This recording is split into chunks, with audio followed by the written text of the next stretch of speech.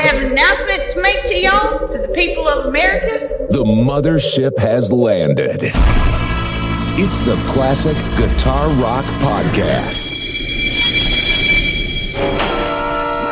Atomic batteries to power. Turbines to speed. Ready to move out. Before we start, I'd like to say something. There's no reason why you shouldn't have complete confidence in your chances to come out of this thing alive and in one piece. From coast to coast, from border to border, from one end to the other and all points in between. The Classic Guitar Rock Podcast is on. Yes! That's awesome! We crank up and break down the great guitar-driven rock of the 60s, 70s, and 80s. And you are invited to come along. We got a full tank of gas, half a pack of cigarettes, it's dark, and we're wearing sunglasses. Hit it. And now, your host, Jeremy Lunnan. Yeah, we don't know anything about that fella there. Who is he? Where's he coming from? It's time for the Classic Guitar Rock Podcast. Welcome to the Classic Guitar Rock Podcast. I'm Jeremy Lunnan with my partner, John Dimke. Hi, John. How are you? I'm doing well. How are you doing? Doing well. And we didn't have a 4-week break between the last episode and this episode. That's true. We did not. But it will be almost a 2-week break.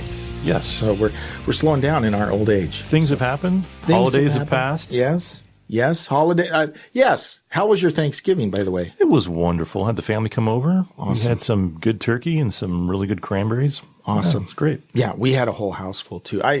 I have 7 kids. I've never shared that. I don't think I've shared that on the podcast. I have 7 kids. You know, I think I've known you for 5 years or 6 years. I didn't know you had 7 kids. It's ridiculous. Yeah, there's a reason you stay away from my house. Yeah. So anyways, it was great. Everyone but one daughter and her husband were at the house. So we had a house full, and it was a good time. Good time. I had a trip to Atlanta last week. That's what kind of delayed us. So it was good to actually travel. I used to travel a lot for my job, but it's been since COVID, I haven't done any traveling. So this was my first trip in a year and a half. It's not fun, is it? No, it's not. It's not. Atlanta's a great town. It was a great trip, and I really enjoyed it, but I'm super excited to get back to this episode. I think it's going to be fun. Our topic today, I still don't know what to call it. It's a pretty wide topic. It's really wide. Yeah, it's every time I discuss it, I call it something different. It's our top 10 new wave flavored classic rock bands. Does that work? I think that works. Okay. Our top 10 new wave flavored classic rock bands is what we're going to do. Now, unlike our last countdowns, I have a power ranking system. Can you explain it to me? I will explain it. So here's the way it will work. We will each share, we'll go back and forth sharing our top 10 classic rock bands with a new wave flavor, right? And then we will score them accordingly in an inverse relationship between the score and the order, right? So we'll start with number 10, but then the scoring starts at 10 and goes up to 100. So your number 10 song and my number 10 song, they're each worth 10 points. Okay? The number 9 songs worth 20 points. 8, 30, till we get clear up to 100. It's complicated. I had to use like an abacus. Is there a spreadsheet for this? You can make one. John is probably making one as we speak. So the idea being is at the end. So for instance, if you're number 8 or if you're number 3, that's which would be worth 80 points. 80 points. Okay. Your number 3 is worth 80 points.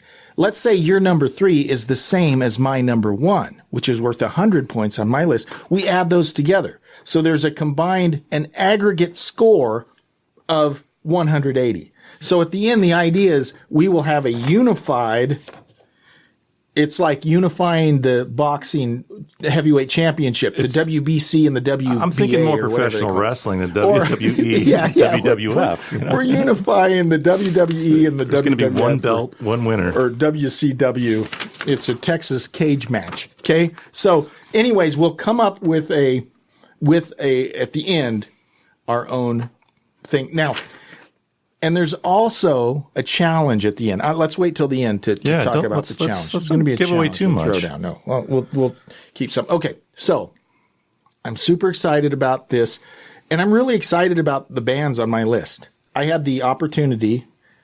Don't tell anyone, it was during work hours. I had the opportunity to dig in on a lot of these bands, watch some videos on YouTube. It was fun. Awesome. But before we do that, a couple news items. We missed it by one day, but yesterday would have been the 65th birthday of Randy Rhoads. Oh. Yes. Randy Rhoads, of course, was the guitar player for Ozzy Osbourne. And Quiet Riot. And he was really the, after Eddie Van Halen, he was the one that was kind of the next big deal. Guitar God, I think. Guitar God, very, Eddie Van Halen's style was very fly by the seat of your pants, right? He did a lot of cool stuff. If you look at the way Eddie plays, it shouldn't work, right? From a theory standpoint. Absolutely. He's not playing certain scales or whatever. He just plays cool stuff and phenomenal, right? Randy Rhoads brought more of the technicality behind what he's doing. There's a lot of theory stuff going on. I believe he taught guitar for years. Was his mother the owner of a music store? His mother owned a music store, and he had 50 students, and that's what he did.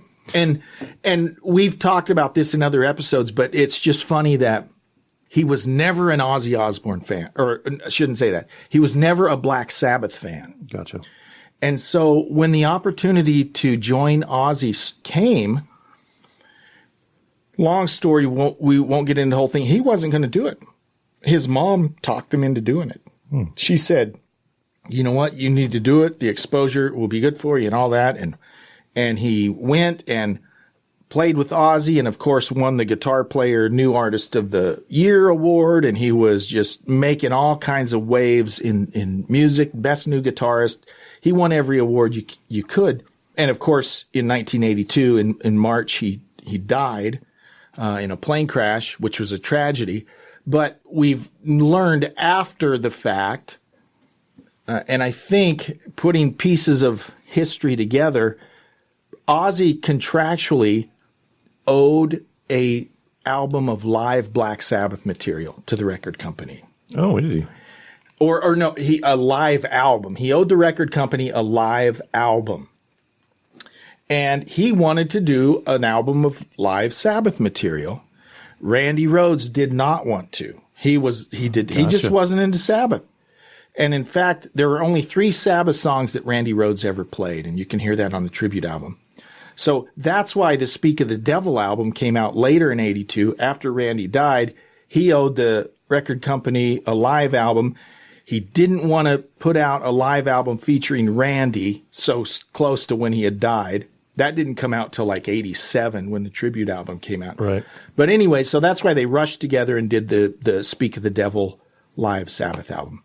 I didn't mean to go down that whole route. The thing I think about Randy Rhoads is he had Eddie Van Halen that was, he had quite a bit of talent, amazing talent, but he was really pop, right? The music vein that he went down was pop. It was accessible. Yeah. And then you had, on the other side of that, maybe a little later, you had Yngwie Malmsteen. Right. His is technical, classical. He takes violin concertos and transposes them to guitar parts. And I think Randy kind of bridges those two worlds where I agree. There's a certain amount of pop accessibility and there's a certain amount of technical ability. Yep, I agree. And he was just a great player. And he inspired a lot of people, and a lot of the shred, Yngwie included, but the guys that came later in the 80s, you hear Eddie Van Halen influence, you hear Randy Rhoads influence, maybe some Yngwie influence as it progresses. But and as is the case, you could say the same thing about Jimi Hendrix, about Buddy Holly. You always wonder, what would these guys have done had they not died so soon? Right. Because these are some brilliant guys. No telling. I don't think Randy Rhoads would have stuck with Ozzy much longer. but who knows what he would have done. He was a big time fan of the British stuff like Mott the Hoople, The Kinks. the King, maybe the Kinks, but like David Bowie. I mean, he was more. Okay, I get. Yeah, he was more into like. You look at his costuming, his attire is Right. more in line with David Bowie than it is with Black Sabbath. Absolutely. In fact, if you look at Randy Rhoads, and I don't mean this disparagingly when I say this, he's a Mick Ronson clone. You look at Gotcha. David Bowie's guitar player, Gotcha. you look at Randy Rhoads, I mean, he kind of modeled himself after that. But he found himself in this heavy metal band. Quiet Riot, the version that Randy Rhoads was in, was much more party band like Van Halen Right. than a heavy metal band. And he all of a sudden finds himself in this heavy metal unit, you know, playing Diary of a Madman and Mr. Crowley and all this very minor key stuff, which that's really not his. I mean, he was much more into the glam rock type stuff. So it would have been interesting to see. Absolutely. And then one other mini rant. Okay. Doggone it, John. What is it? You know I'm a Judas Priest fan. Okay. So There's recovery program for that. so I'm not offending anybody. I Hopefully. have been squarely in KK Downing's camp. Okay, KK Downing left Judas Priest like in 2012. It's been like 10 years ago. He left Okay. the band. He starts a new band called KK's Priest, which is just a terrible name. That is a bad name. They put out an album. Oh gosh, it's been 3 months ago now with Ripper Owens. Ripper Owens is the guy, of course, that filled in for Rob Halford when Rob Halford left Priest back in the 90s. And I always kind of sided with KK. I'd be like, yeah, they should have had KK come back and all this. But every month there's a new interview about KK Downing whining about how he was mistreated, how he can't believe Glenn Tipton didn't call him, it was just all kinds of, and so I'm finally having to say this. I feel bad for saying it. Don't want to offend anyone. Once you quit the band, you don't get a say in what happens, right? Indeed. I mean, I think there's this mythology about bands is that everybody gets along and, Right. it's for the art. Right. It's just four guys or people that love each other and they get along well and they have a unified goal. And that's baloney. A lot of these bands are comprised of guys that left other bands. Right. Because they probably thought the band that they were in wasn't going anywhere. Yeah. And they wanted to get to a new band. And that's kind of like the game that's played is like, and they got to make money. If they don't make money, they're going to try another band. You know? And there's egos. And let's face it. Egos. Right. I mean, that's the interesting, like, let's talk about Iron Maiden, for instance. Yes. I always thought it was interesting. And who's the lead singer again? What's his name? Bruce Dickinson. Bruce Dickinson, Yes. right? He is an airline pilot. And you think about two professions that are diametrically opposed. You have lead singer of a metal band that's living on the edge of anger and frustration and expression. And you have a guy that sits in a cockpit and goes very carefully over a list, a pre-flight checklist. Has to be the picture of stability. Total soberness. You can't have drugs or alcohol to do that. It seems such very disparate occupations that guy has. Anyway. And here's what's funny. I was watching a documentary and on the one tour, can't remember which tour it was, Bruce actually flew the band. Oh, he does now. Yeah. Does he still do? I think they've got their own 737, their own plane with the Eddie. It's Air Force 666 or whatever they call it. I can't remember what it's called. It's a great big plane. Big old plane with Eddie on it, and he flies it. Does he wear a captain's hat? I mean, if I was like a rock star that could fly a plane, like I'd have like the white shirt with the epaulets and the little stripes on the hat, and that's funny. Salute people when they came on board. That's funny. And I think you're right. And so KK, buddy, I'm a fan, but just shut up. If you're, why did you leave the band? Why did you leave the band? He's just whining about everything that has happened. And at first I was like, I understand his frustration, blah, blah, blah. But anymore, every week there's a new thing about KK being critical of something they've done. Why haven't they called me? Well, because you quit. Okay. And they'll say, well, Rob quit and he came back. Yeah, but Rob didn't quit and then badmouthed the band the whole time he was gone. Right. That's all KK's done. So sorry, KK. We're still friends, but just it's time to move on. So just wanted to throw that out there. Yeah. And with that, let's get into our top 10 lists of new wave flavored classic rock bands. We'll do that when we come back right here on the Classic Guitar Rock Podcast.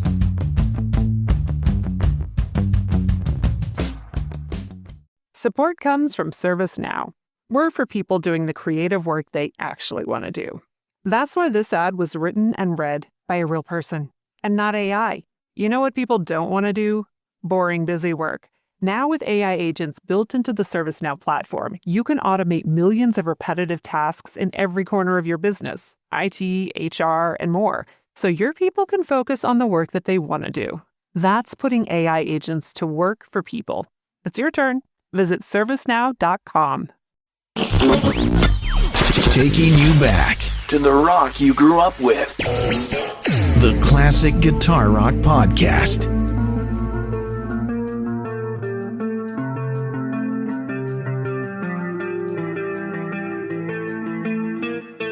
Welcome back to the Classic Guitar Rock Podcast with Jeremy and John. Hello. Our topic today is our top 10 new wave flavored classic rock bands. Indeed. And so I assumed that we would have a lot of overlap on our list, but now John has said a few things that really make me wonder. So we'll see. And so we're going to jump in. We don't have to spend a whole lot of time on each band. We can spend as much time as we want. I think we should first define what we're talking about. Okay. Define the genre. How would you explain new wave music? There's two, and we've even talked about this. We've talked about U.S. new wave versus UK or Europe new wave. Yep. So you got delineation there. But to me, the new wave movement, I first think about Europe, but there's a lot of great American new wave bands too. And I it's not punk. There might be some punky elements, but it is a departure from the classic rock. You know, think of the mid 70s. You got Queen. You got Led Zeppelin. The Who's still creating music. ELO. You know, you've got these massive rock bands, and then we get this new type of sound. It's typically they aren't playing long songs. No. There's a fashion element. True. Hair, skinny ties, whatever. I mean, you pick the band, whatever, Right. depending on the band. But it's still rock, right? At least in my mind, it's still electric guitar driven. At least the bands I've picked, it's still about guitars. It's still about drums. It's still about, rock, but it's just a different style. So you think about the 70s. 70s had, Led Zeppelin. They had The Who. That was the rock stuff. And you had like the singer-songwriter stuff. Let's say the Eagles is kind of in that vein, Yeah. And you had punk, which never got much airplay in the 70s. Mm-hmm. And I think in the middle of there somewhere is new wave. Yeah. But I think its feet are permanently planted in pop music and not rock. Yeah, I would definitely agree when I look at my list on, I would say that. It's more, it tends to be poppier. I would agree with that.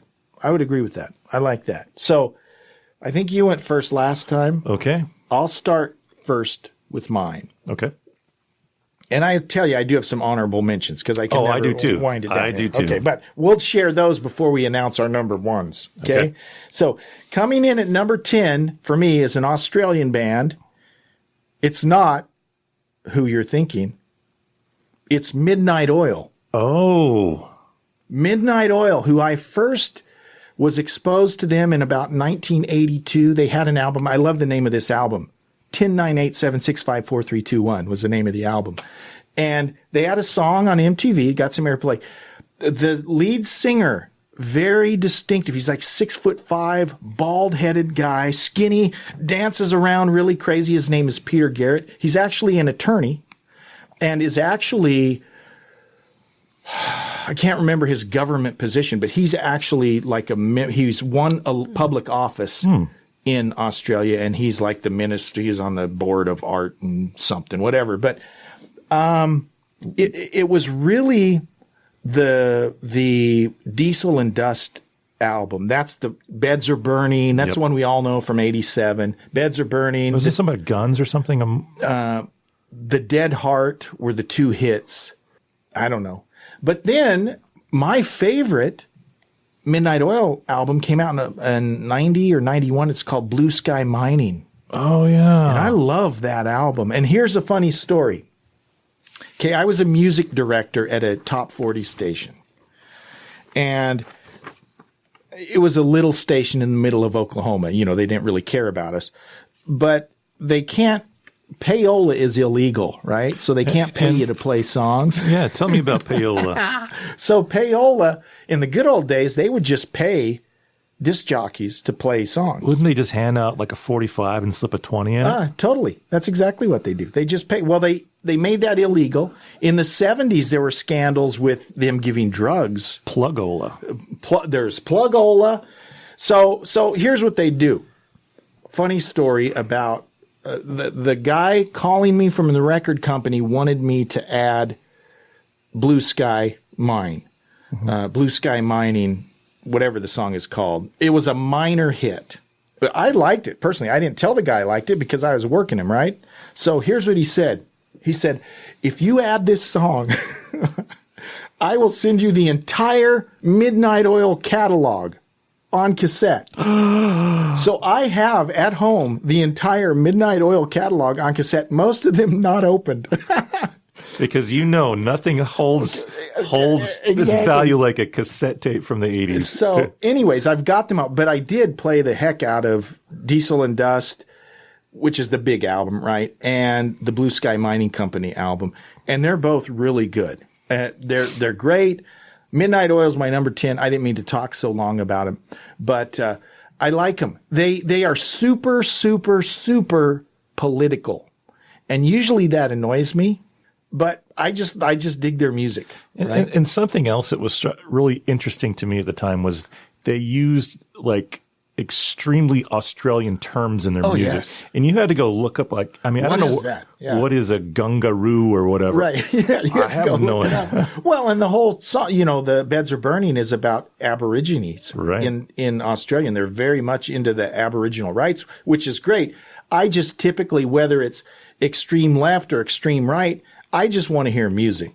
Right. So these guys, I normally don't dig like activist musicians. These guys are very much activists, right?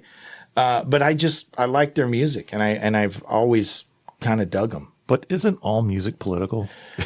It can be. No, it is really. And it's not so much the music. It's the, shut up and talk, right? I love Ted Nugent, but I don't want to hear him rant about politics between songs. I like Midnight Oil, completely the other side of the political spectrum. I don't want to hear them rant about political stuff. I'm here. When I go to a concert, I want to get away from all that crap. Right. You want to enjoy the moment. Exactly. Gotcha. So I'll speed it up. I promise I won't take that much time on every single one of my choices. What's your number 10? My number 10 is an act I actually saw a couple of years ago here in Spokane. Okay. And that is Blondie. Blondie is on my list. I didn't know they came to Spokane because I would have gone and seen them with you. Yeah, they came out. There was like a ladies' tour, if I can say it that way. Joan Jett and Blondie and Melissa Etheridge. Oh, that would have been awesome. It was a fun concert, and she's very talented. So I remember, like the early days of MTV, there was a lot of unattractive people on MTV. There was a lot of unattractive people. They had their music and it was interesting, and I don't know if people were so concerned with looks back then, but then Debbie Harry came on and she was stunningly attractive. Yeah, and she was a Playboy bunny. Oh, she at was? one point. Yes, she was. They're on my list too. Oh, So this is our first crossover. Okay. Yeah, and I think, correct me if I'm wrong, I think when she tours, probably when you saw them, it was probably most of the original members, if I'm not mistaken. Like Chris Stein, who was they're a partner. They're Gotcha. not married, but they've been together for years. I think he's still in the band. I remember she came out. She came out into the audience. Wow. She had a wireless mic on, and she was. It wasn't like the first 2 rows. She was 20 rows deep in the audience. Wow. And she walked around. She's high fiving. I was 1 row away from her, and I tried to high five her, but It didn't work. Didn't work. I love Blondie. So if you remember, was it the song "Heart of Glass"? Mm-hmm. That was one that broke them in the U.S. anyways. And I think that was the first ever rap that was gotten airplay. The rap song is called Rapture. Rapture. Okay, Right. My You're right. mistake. That was the very first song with rap in it that got to number 1. It was very strange at the time. Yeah. Yeah. Hearing a white woman rap. Yeah. But it was hearing any rap on radio. Yeah. I mean, I never heard that form of art before. Right. And that was, I think that actually broke. That was a groundbreaking song. Right. Yeah. And that was 1980. That was the Auto American album that Rapture was on. And yeah, that was just like you said, we'd never heard anything like that before. What is this? Fab Five Freddy? What is this? She's rapping. And I think part of her attraction or her attractiveness wasn't that she was just beautiful. It was that she was powerful. She wasn't going to take crap from anybody. Right. She was leading a band of men, know. She wasn't singing doo-wop in the background. She was front and center. It was kind of a fresh change. And it's interesting because the songs that charted big in the U.S. may or may not have been the ones that were hits in the U.K. So like in the U.K., they were popular in the U.K. way before they were here. And it wasn't until Heart of Glass, which was on Parallel Lines, which was in 78. That was our first hit here. But they'd been around since like 76 in the U.K. Excuse me. I love them. That's my number 10. Okay, awesome. So we'll have to figure in the scoring. But don't look at my list. Okay, have to figure in the scoring here. Okay, so my number 9. I just realized I have a lot of female groups on my list. I have a few too. My number 9, how's this one? Till Tuesday. Really? Do you have them? With Amy Mann? Right? Amy Mann, yes. I do not have them. Okay. I just love it. In fact, when MTV had their concerts, their Saturday night concerts, I recorded the Till Tuesday one, and I watched the crap out of that. And, the Voices Carry, that's the hit. Love in a Vacuum, there's all these. But it was just, I watch that concert all the time. And it was just a very, Amy Mann's a great singer. The guitar player, his name is Robert Holmes.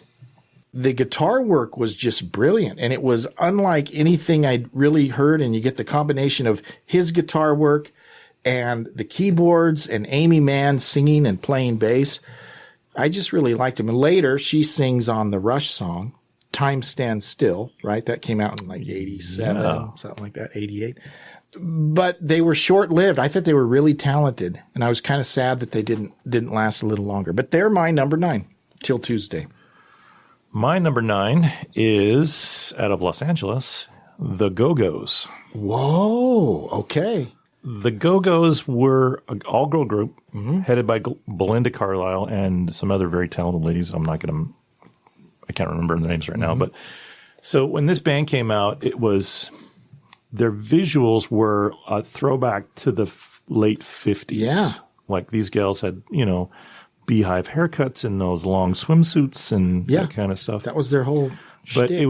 it was kind of like a women's empowerment a little bit, where there was no guys in the band. Right. There was no guy guitar player, no guy drummer, no guy bass player. And I think it was rather fresh, like, oh, this is different. Right. I guess that's what I really liked in music back in the 80s was this is different. Yeah. And nowadays you don't really hear a lot of different. I liked them too, and I didn't even think of them. I got a Go-Go's Greatest Hits CD at home. Yeah, that's a great choice.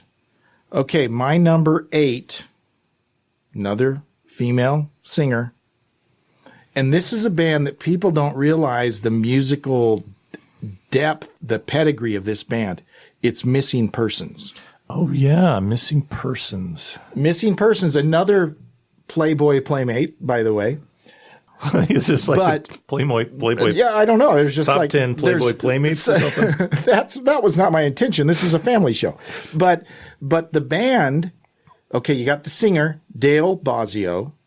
Her husband is Terry Bozzio, who played with a guy named Frank Zappa. Oh, he's a monster, though. Yeah, played with Jeff Beck. Okay. Another monster.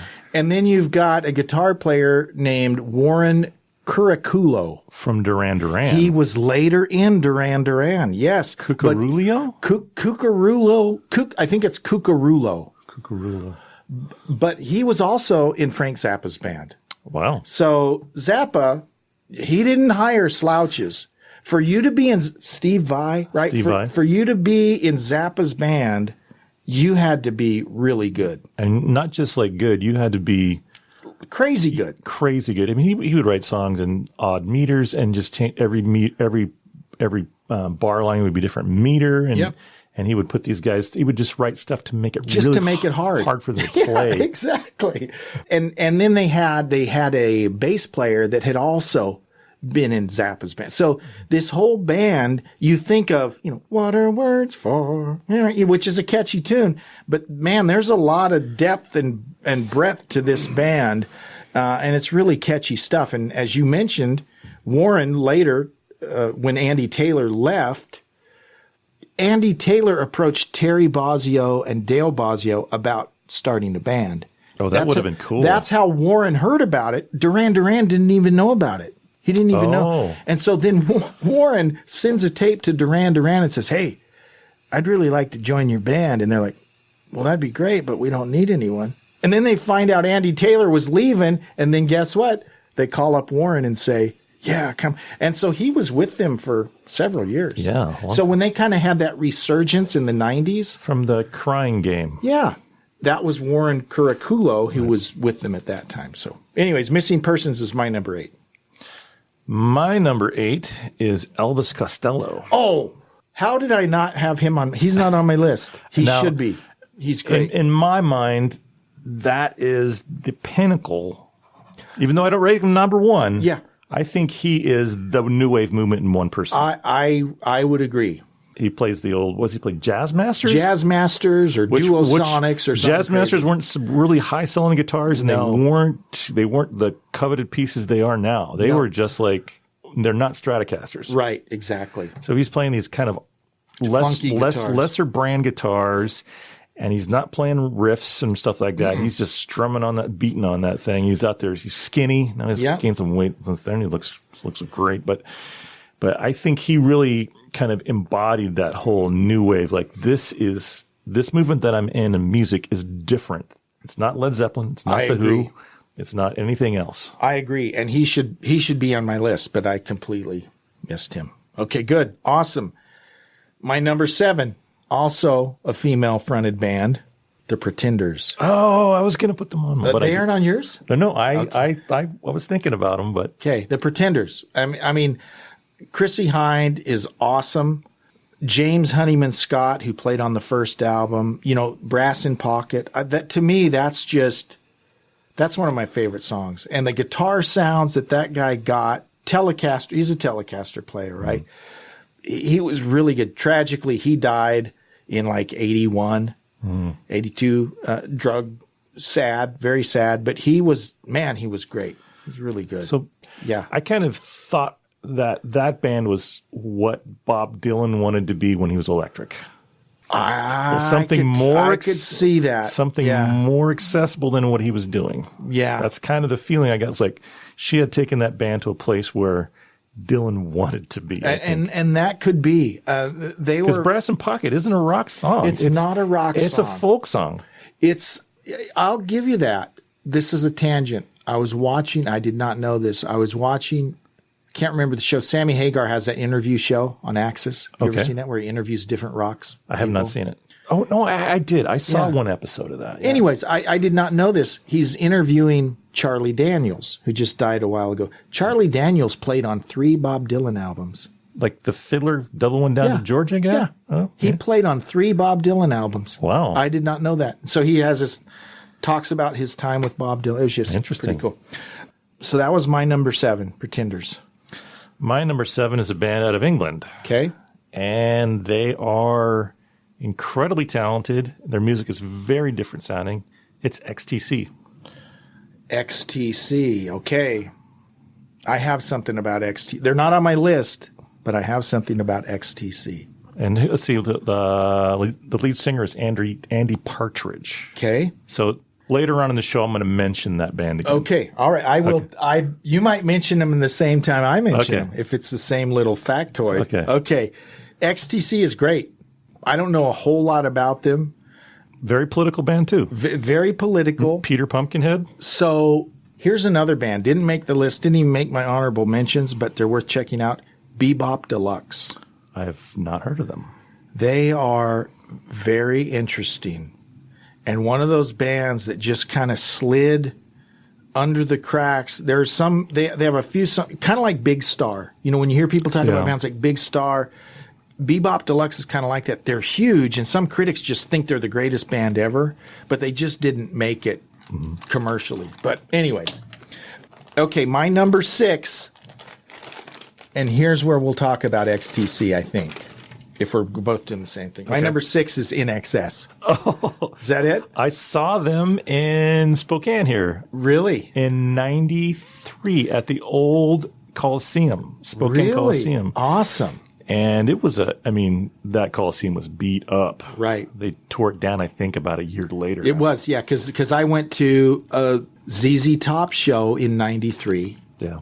There, and that was one of the last. Yeah, you're right. I think by 94 it was gone. But they had, the set that these guys put on, it was, they had a mastery of their sets. Yeah. It was, the stuff that they were playing sounded just like the records. Yeah. The mix was perfect.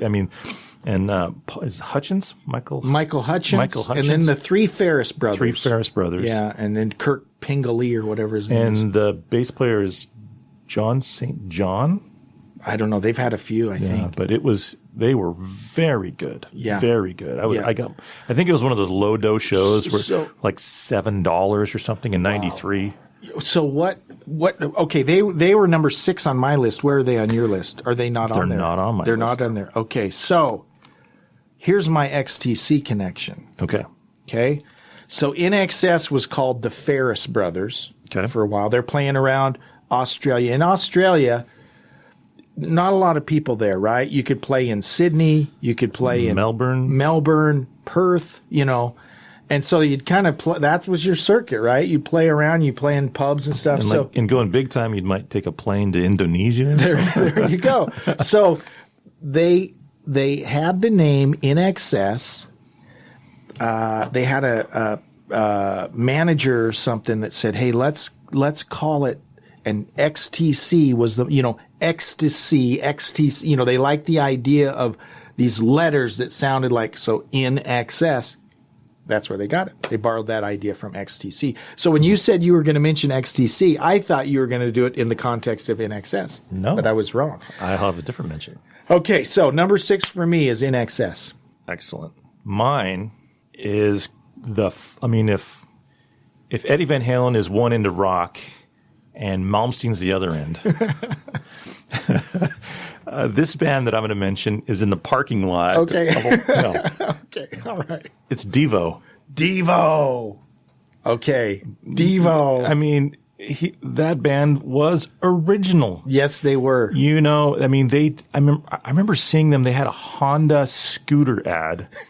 Yeah, I remember. And like Honda scooters back in the 80s, they were red and plasticky, and I think they wore those stepped kind of helmet things. Yeah, the flower pot helmets. We Are Devo, and it was just brilliant advertising. They sold a bunch of Honda mopeds off of that. Yeah, and Devo. they're American. They're all American. Akron, Ohio. Yeah, very American. I had older siblings, so when I was 10, 11, I'd stay up with my teenage sisters and watch Saturday Night Live. Oh, yeah. So my first exposure to Devo was on Saturday Night Live, and I've since gone, this is what's so cool about YouTube. I've since gone back to find that first time they saw them. And now that I didn't play guitar then, right? But now I notice all the goofy little things. The guy's got a Boss DS1 taped to his guitar. Oh, yeah. It's actually taped on his guitar. And they would do these really robotic movements. And it's like, and they were singing the "Are We Not Men?" DEVO. We are Devo. DEV. And I just thought those guys are crazy. But that was my first time I saw. And then of course in '80 they had the big smash album with Whip It and Girl You Want. And then they were actually like almost mainstream. They were like, it was odd. Yes. See, that's the kind of the music scene that I miss. Yeah. Not Quirky. not they're all owned by Clear Channel. In ninth grade, we were out dancing to Whip It. That was the big thing. And I don't think my mother would be proud of me that I watched that video. Yeah. It's a bondage. It's like softcore bondage show. Exactly. I'm like, yeah. I'm watching this one. I'm like, yeah. It was pretty. You didn't catch that as a ninth grader, but even "Girl You Want," the lyrics are kind of, oh wow, those guys are okay. Say repressed, they're a bunch of nerds, so all they could do was think about girls apparently. So they write this, or build robots. Exactly. Yeah. All right, good one. That's a good one. They could have been on my list too. Okay, my number 5 you've already mentioned is Blondie. There we go. So that was easy. Okay. What's your number 5? My number 5 is, I think they're out of Athens, Georgia. I know who it is. Who do you think it is? I think it's REM. No. Really? It's the B-52s. Whoa. Where's REM out of? Are they Athens, out of Athens Georgia. too? Okay. B-52s, though. That's a good one. I think one of the gals sang on Shiny Happy People. Yeah. Yeah. Yeah, So I love the B-52s. And the B-52s to me were like, if there was a band on the Jetsons and they came to life, yeah, that would be there. That'd be the B-52s. Totally. That's a good analogy. You didn't hear a duo of ladies harmonizing, singing anywhere. Right. Nowhere did you hear that. That was uniquely their stuff. Yeah. And the lead singer, Fred Schneider. Yeah, he's got such a he did not. interesting. He wasn't singing. No, he was speaking. Exactly. You see the painted sign at the side of the road. Oh yeah, that's great. But it's like their older content, and it's like Love Shack was their big hit. That was I remember listening to.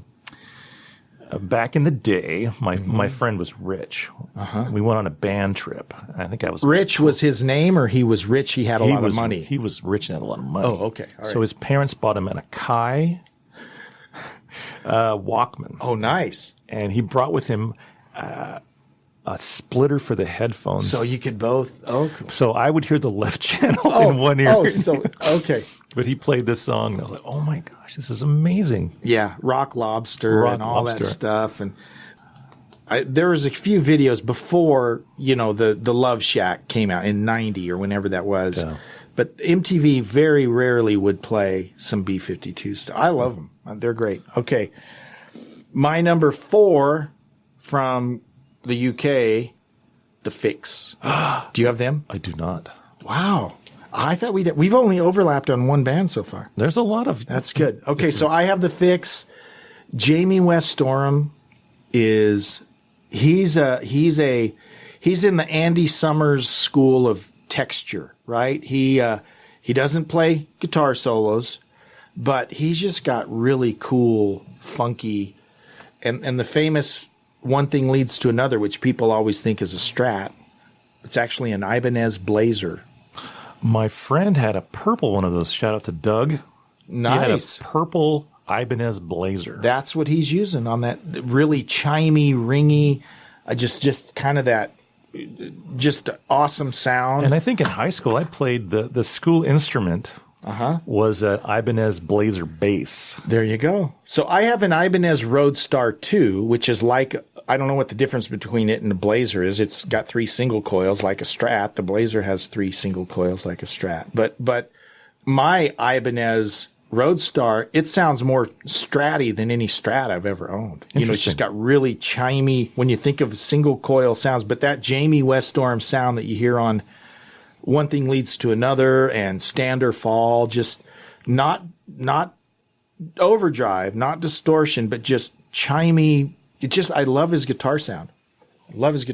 Cool. So that was my number 4. So you're up to 4. My number 4 is the same name twice. Okay, so it's either Duran Duran or Talk Talk. It's Duran Duran. Okay, all right, because we've had this conversation before. So Duran Duran, they were a much better looking band that usually happened on MTV. They were handsome guys. To their detriment, though, because people thought it was the only reason they're on MTV is because they look the way they look. I think they were very. I'm not sure how good of a musician. I guess they had some good musicians, but I think their music hit us very like a deep, like emotional thing in people to be like wealthy and like smarter and more worldly, because those guys weren't rocking stages. They were on boats and stuff. They were in India. They were fighting tigers, and they were moving spices across the world. So is John Taylor the bassist? I think so. There's three Taylors, none related. John, Andy, and Roger, but not the Roger Taylor of Queen. He just was the same name. So John Taylor, the bass player, that dude's a good bass player. And what other band was he in? He was in Power Station. Yes. Yeah, he's very good. And I always thought Simon Le Bon was a great singer. Yeah. But in the 80s, guys, a red-blooded American He-Man like myself, you would not be caught dead in a Duran Duran shirt. You couldn't tell your friends you liked Duran Duran. Yes. But you'd secretly in the car crank up Hungry Like the Wolf, or Girls on Film or something on your way home. Or what was the one that had like the dystopian future in it? That was it Wild Boys? Wild Boys. Yeah. Okay. Yeah. It was good stuff. They could have easily been on my list. Duran Duran. Yeah. Okay, awesome. So we're up to number 2. Speaking of number 2, it's number 3. Number 3. Number 3. So not speaking of number 2, my number 3 is U2. Oh, they're not on my list. Okay, that surprises me. I thought they would be like your number 1 or number 2. Why is that? Do I not know you? It's like I don't even know you, John. Because I didn't think they were new wave. Interesting. I mean, they were British, and that kind of throws them in there, but I thought they were more of a rock band. Interesting. And I would, they morph, right? So, for instance, there are some bands we could pick on here. Well, the Pretenders towards the end were very much pop. Right. But they start out political. New wave. Right. I mean, and you too could be political, but here's the thing, and I get pretty worked up about this because a lot of people hate on The Edge, right? Well, he's not even. What? Yeah, because what he plays is easy, right? But to me, okay, there are guys. He might not be the world's greatest guitarist, but I think he's one of the world's greatest musicians. And there's a difference, right?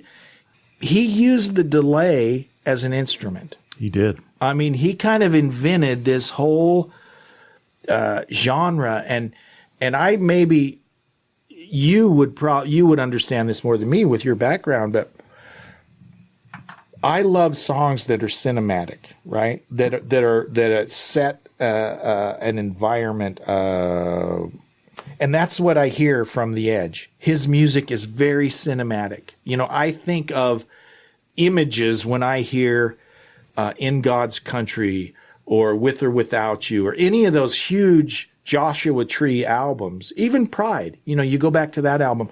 He's just a very gorgeous, lush, cinematic guitar player. So I saw them in Seattle. Uh-huh. They came 3 or 4 years ago to CenturyLink. So CenturyLink is the giant football NFL stadium there in Seattle.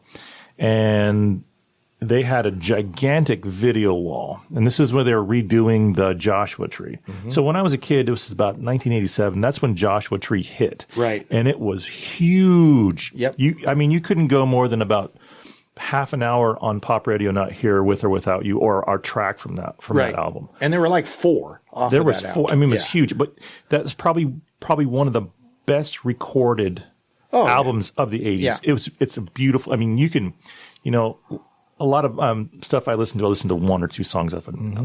You can actually sit down, put your headphones on, and relax to that whole entire album. I agree. It has purpose, it has meaning, and it's like personally political. Yeah. It's not like overtly like some of their other work. It's not like politics political. It is about human nature political, if that makes sense. I know exactly what you're saying. I just don't know the words to put into it.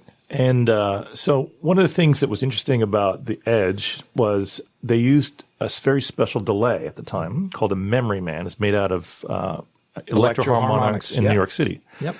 And one of the things he worked on, or his technique, is called the dotted eighth delay. So I wish we had an example of it. I actually have a delay pedal sitting over here set to a dotted eighth delay.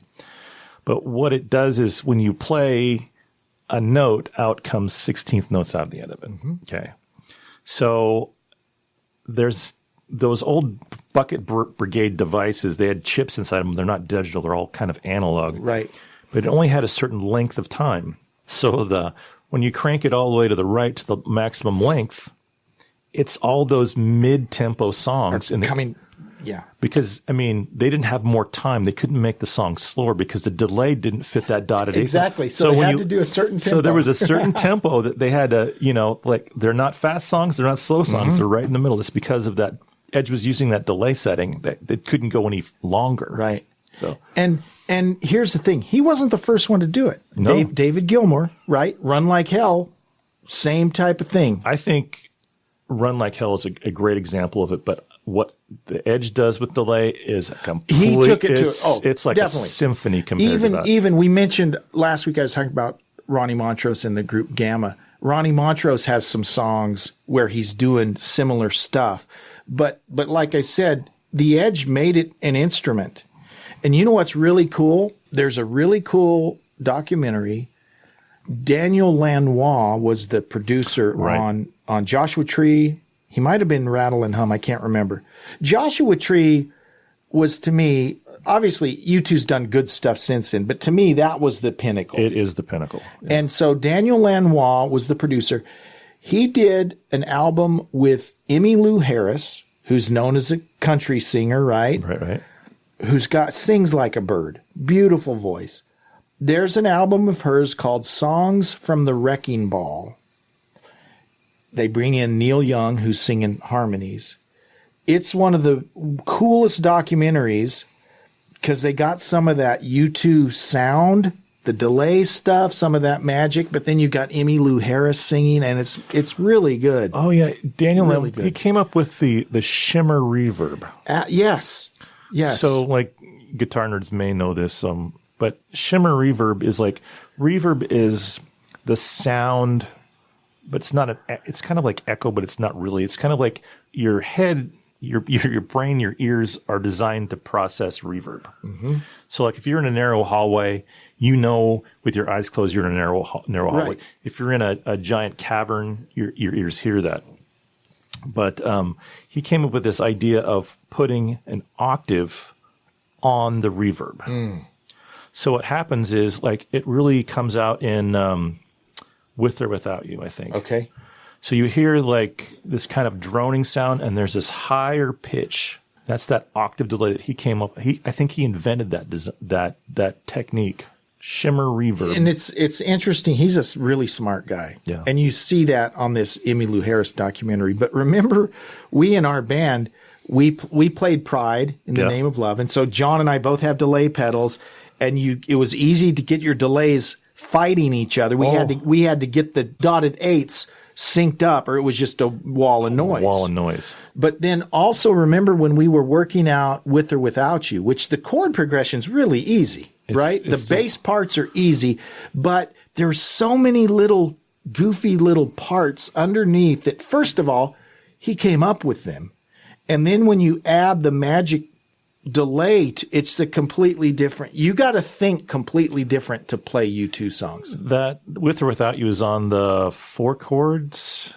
Yeah. That video came out with those guys from Australia, and they just do the same progression, the 1, 1, 5, 6, 4 over and over and over again. But yeah, that song is very easy, but it's hard to get right. That's the thing. And that sums him up, right?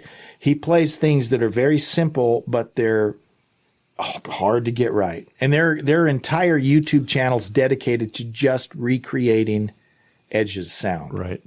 And one treat, if you have time, is check out on YouTube where they're playing a New Year's Day. Okay. So it's, Larry on drums, right? And you have Adam on bass, Bono singing. So the song starts with the Edge playing the piano, the electric piano. He's playing dong, da, da, da, da. Yeah.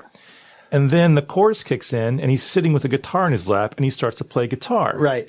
And he's singing background at the same time. Yeah. Then he moves back to piano again, and then back to guitar, and then he stands up and does a solo, and then he sings background again, and he finishes on piano. Yeah. Nobody does that. Right. No one can do It's like you'd think Adam could go help him out because Adam's bass parts are like a monkey could play them. Come on, sing, Adam. Yeah, that's funny. But that was mine, right? Number 3 was my U2. So what's your number 3? I can't believe you didn't have U2 on there. Let me just say that one more time. Okay, go ahead. I think they're more rock, but I understand. Okay. So mine, I think, is more idiomatic of new wave. Okay. There was actually a South Park episode dedicated to him. It is The Cure with Robert Smith. Okay. The Cure was one of those I was almost put on my list, but they didn't make it. So The Cure was, to me, like you were with hair metal, they were pretty predictable. Mm-hmm. You know the kind of music, they're going to have a couple fast rock songs, they're going to have a cheesy ballad with, and they're going to have hairspray and spandex. Robert Smith comes out, and he is a weird-looking dude. Yeah, he is. And he's singing, whoa! But he's pretty talented. But cool, jangly guitars. I do love the Cure guitar sound. Who is his guitar player again? It's changed a couple times, but I don't remember the guy's name. But if you watch the early videos of the Cure, Robert looks normal. They like this clean-cut looking band. There's a funny video where... Okay, so here's the story. Any of the music shows from the 70s and 80s, sorry to ruin people's perceptions, they're all lip syncing, right? No. They never would play live. There is a video of The Cure where they all detuned all of their guitars so much that the bass strings are literally just falling off of the neck, and the guitars are the same. And so I'm sure they all decided, hey, before we do this, let's tweak our guitar strings. Was it like Top of the Pops or something? It was one of those, or the old whistle, whatever that show is in England. But yeah, it was Old Grey Whistle or whatever. Yeah. But it's hilarious to see the bass strings literally just flopping all over. What's even better is the Iron Maiden video where they all switch instruments. Yeah, I've seen that one. That one's awesome. That's awesome. That was like me and band when you had a substitute. Nico comes out and he's like holding the bass and someone else goes, it's hilarious. Sorry, I didn't mean to jump into because the Cure's great. The Cure. Yeah. Good. To me, that is new wave. Yeah. It's something really different, And I think with a lot of newer bands, I think The Cure has been an influence. I agree. And they still, We covered a few of their songs, didn't we? We did Friday I'm in Love. Friday I'm in Love, yeah. Yeah, I never could get it right, but we tried. It was always me. I was the limiting factor there. So that's a great one. That was your number 3. My number 3. My number 2. I'm pretty sure this band is on your list. Okay. They're from Boston. Probably not. Oh, the Cars. I was going to put them on there. But, they're skinny ties, and they got the weird guitars. Yeah, I think to me they're in my number 2. They're great. They have the combination of the crunchy guitars, but they got the keyboards. Their keyboard stuff was pretty cutting edge at the time, right? You got the weird, deadpan delivery of Rick Ocasek. It was. And you had two lead singers. Two lead singers. There's not a lot of bands that do that. No, and they have a unique sound. When you hear the Cars, it's the Cars, right? So they're great. They're my number 2. My number 2 is probably the highest grossing act of the 80s. Maybe not the highest grossing, but I think of new wave. I think they might be the highest grossing. Okay. And they have a guitar player, but it's not much of a guitar player. Exactly. I know who you're going to say. Depeche Mode. Yeah, Depeche Mode. Yeah. They sold out stadiums. No, they're huge. No, they're a huge band. I bet if they put out an album now and then put on a world tour, I bet you they could still fill stadiums. Totally. My only thing with a band like them is, are they live or Memorex? Are they that too? Well, yeah, are they live or Memorex? But are they? Most of the bands I've picked, you would hear them. Well, some of them not, but a lot of them you would hear on the classic rock station here in town. They play Beds Are Burning. They play Midnight Oil. I've heard them. I've heard it on KKZX. Maybe not in the last 3 years because I haven't listened to them in 3 years. They probably don't play Blondie. They probably don't play Till Tuesday or Missing Persons. But everyone else on my list, I think they'd play. But they wouldn't play Depeche Mode. You're right. Right. So I think they played them on 80s stations, though. Oh, big time. But all over the place. That's one band I wish I could see. Yeah. They were really hot. I mean, what is their visual? I mean, it's a bunch of guys behind keyboards. Yeah. So do they have like a laser show? What do they do? I mean, I think they stand behind keyboards most of the time. Yes. Awesome. I remember I was a kid and I moved down to Utah from Washington State down in the Tri-Cities, moved down to central Utah. And New Wave was it. That was it. I mean, it was Depeche Mode. That was the band. And then also you had the guy that left, Vince Clarke. Mm-hmm. He does Eurasia and Yazoo? Yeah, whatever. Yaz. But it was like that was the sound of Central Utah. No, that was huge. It was either Iron Maiden or Depeche Mode. They should have toured together. That was it. That's awesome. Okay, so those were our number 2s. Number 2s. Okay, now when we come back, we're going to share our honorable mentions, and then we'll share our number 1s. Absolutely. Let's do it. It's all coming up.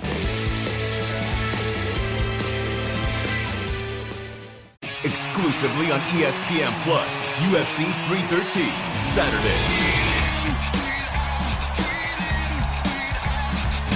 Reigning light heavyweight champion Alex Pereira defends his title against number 1 contender Magomed Ankalaev, and an explosive lightweight bout between Justin Gaethje and Rafael Fiziev. UFC 313, Saturday at 10 p.m. Eastern. Buy it on ESPNPlus.com/PPV.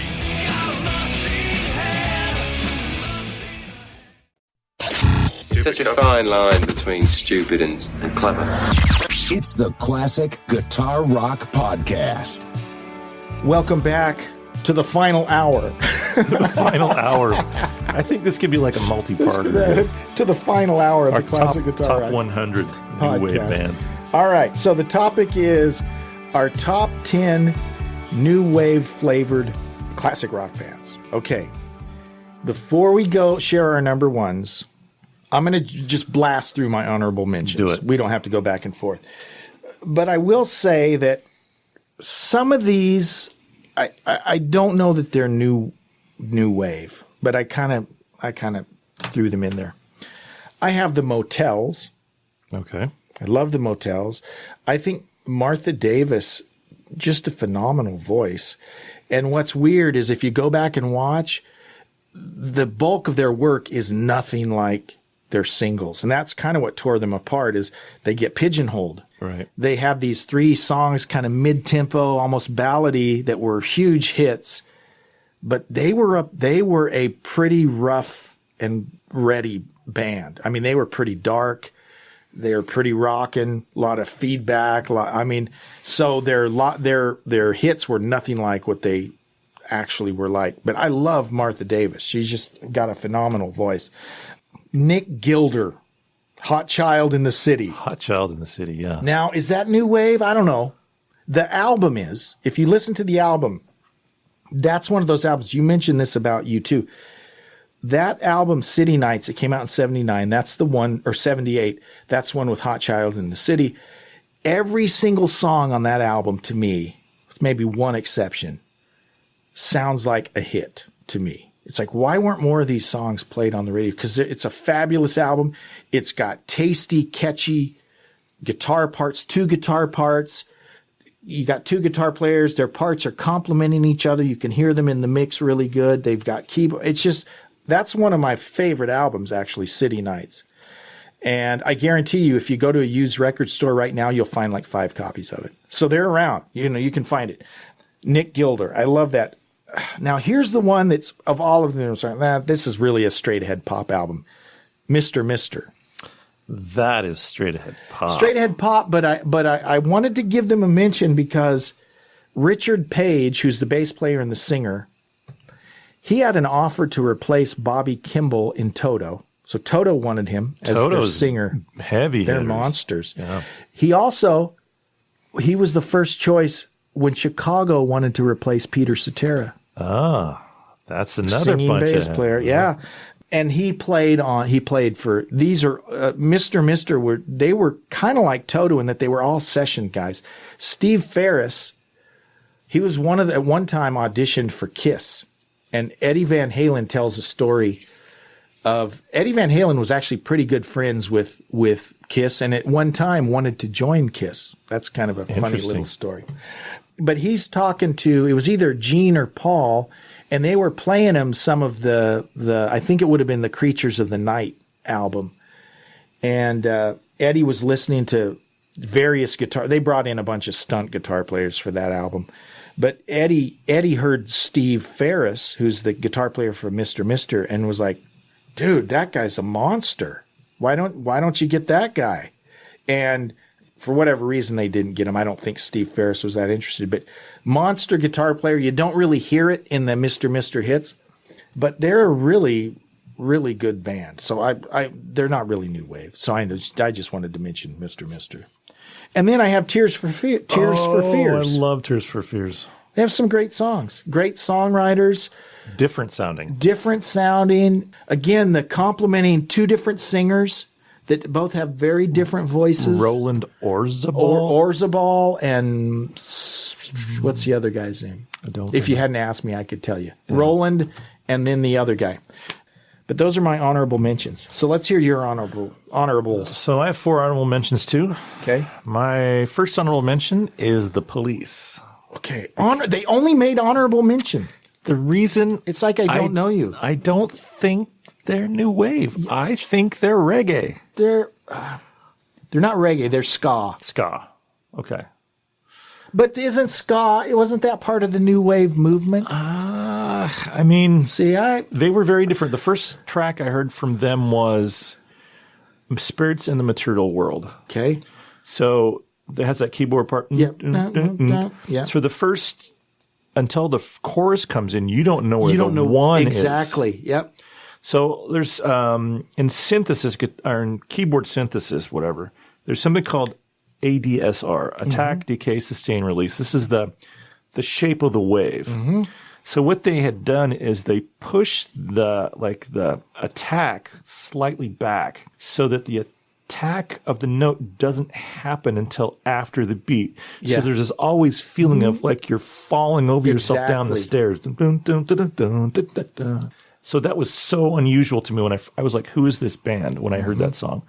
But I don't think they're new wave. Okay. To me, they're new wave. Okay. I mean, we'll just have to agree to disagree. My second band, honorable mention, is the Cars. Okay. So we don't have to talk about those guys. Okay. Third, Culture Club. They hit heavy on MTV. They had a look that got them airplay over and over again. They had a lot of hits. And I saw Boy George came in concert here about 5 years ago too. I saw him. The concert was very long, and they had about 5 hits. But he can still really sing those hits. And there's a lot of – I mean, I think he was a very, very, very accomplished singer. Mm-hmm. I think they needed more music, but I think he was a very good singer. And my last – Hang on. Okay, you got – I got to say something. You got something. Okay, now we're friends here. Okay. We will never mention Culture Club again on this podcast. just so you know. What if it's derisive? That is the name that will not be spoken. What is it in Harry Potter? What if Voldemort? Yeah, you can't say that name wave. ever again. Okay. Ever again. Never. Okay. What's your next one?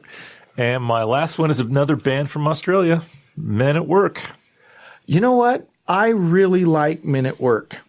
I do. And I don't know why they didn't come up. Because to me, I guess in my mind, they're straight ahead pop. Okay. But you know, it's okay. What's the singer's name again? Colin Hayes. Yeah. Okay. Yeah. He's very good. He's got an album that came out a few years ago, Waiting for My Real Life to Begin. Mm-hmm. Terrific tracks. I mean, the guy's super talented still. They were all over MTV. You remember how often they were on in the early days? I mean, they had so much like international music on MTV. Yeah. Now kids have no reference for what. No, I really liked them. We played Who Can It Be Now in our band. Yeah. That was one of my favorites to play. And didn't you imitated the saxophone, right? I didn't. No, Dave. Yeah. No, Dave was playing it on keyboards. Right? Yeah, I remember. That was a good one. Yeah. Okay, so our number ones. Hang on here. Okay, number ones. Mine is The Police. That's my number one new wave tinged rock band. I love Andy Summers. Oh my gosh, is he just again? Just the textures, the crazy stuff. And you know what? A lot of those cool Andy Summers things, you got to give Sting credit for a lot of those, because Sting actually came up with a lot of the chord progressions, and then Andy Summers just makes them sound warpy, you know. We played a few Police songs, or did we only do one? Message in a Bottle. We did Synchronicity 2. Oh yeah, Synchronicity 2, one of my all-time favorite songs. That is a fun song to play. Yeah. So yeah, they're my number one. Stuart Copeland, man. Stuart Copeland. I love Stuart Copeland. He's a Washingtonian. I didn't know that. He lives in Seattle. I think he plays with the Seattle Symphony occasionally. That's awesome. I like him, by the way. He is monster talented. And it's odd, but he does not like jazz. He's got a jazz sentimentality. Yeah, even though to me, I would think he would love jazz. But I remember reading interviews where his dad was a musician. His dad was a jazz musician. And he said there were always jazz musicians around. But he basically said, I think those guys are all full of crap. You know, and that shocked me. But I think if you went to back-to-back Police shows back in the day, he would never play those drum parts the same way twice. No, he's doing jazz work on those albums.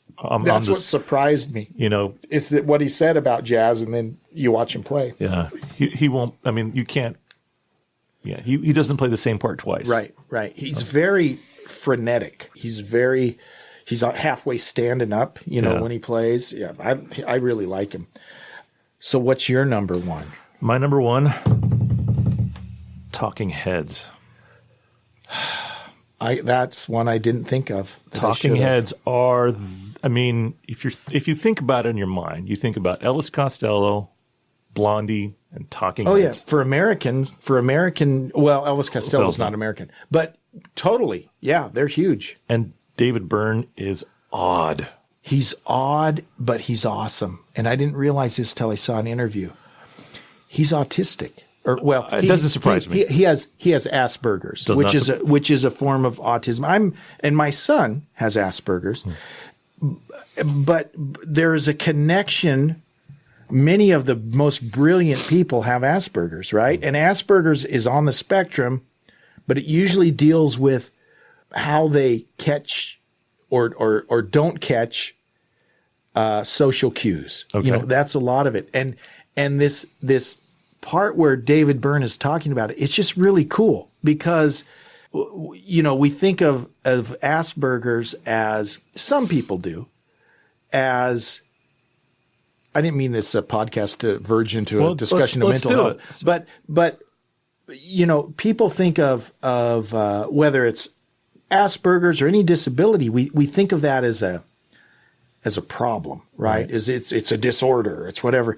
But the way he talks about it is, it's like, you know, it's it's just something about me. You know, it's just part of who I am. You know, and I have a son with Asperger's, and then I have a son who's pretty severely disabled. He has cerebral palsy. He's in a wheelchair. He doesn't talk.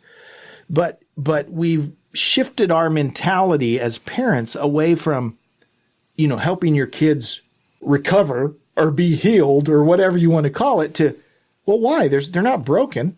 There's nothing wrong with them, that's right? A great perspective They're just different. And that's this perspective that David Byrne had in this interview. I didn't realize that he had Asperger's, but there's a connection between a lot of brilliant people that have Asperger's, and like I think Elon Musk. I mean, there's lots of famous people that, maybe even Bill Gates, I'm not sure, but a lot of people that are super smart have Asperger's. It's almost like because they have Asperger's, another part of their brain is like super overdeveloped or whatever. Absolutely. Yeah, it's interesting.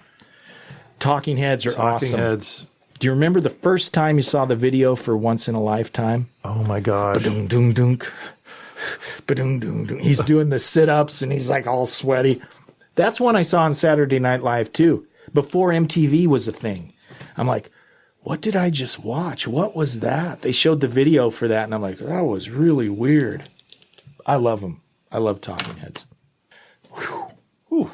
I'm tired. That's a lot of talking, a lot of thinking today. A lot of talking, a lot of thinking. We didn't do this by choice, John. This is our longest podcast we've ever had. Oh, I'm sorry. No, that's okay. All right. You can cut me out. No, that's great. So, our scoring, we can't really do it because we only have like 2. Yeah. One of mine's an honorable mention. So we only have one band that scored twice on our thing. So I was hoping we'd have more overlap, then we could like rank them. I think them. New Wave is too big of a genre. I guess so. I mean, like they just said, anything that's not rock in the 80s is new wave. Yeah, pretty much. Yeah. But you know what? I will say I'm surprised that we didn't have more overlap. I thought we'd overlap more, but we didn't. And I think it's to your point. There's so many bands that are in there or orbit around there that it's just hard to narrow it down. John, thanks again. Let's put our normal plug in for the website. Yeah, check us out. Check it out, classicguitarrock.com. Also, if you would like to be a sponsor, check us out. You can email us through the website. It's cheap too. It's so cheap. We shouldn't. It's so low we can't mention it on the air. Call for details. Call for details. And also, if you'd like to be a patron, right, for as little as $3 a month, you can do that on Patreon. We sure love the folks that have supported, and we appreciate you listening. And we will see you next time on the next episode of the Classic Guitar Rock Podcast. Goodbye. Thanks for listening to the Classic Guitar Rock Podcast. Oh, sweetening! Please like, subscribe, and share. You can email us at classicguitarrock@mail.com. We're not ordinary people. We're morons. We'll see you for the next episode of the Classic Guitar Rock Podcast.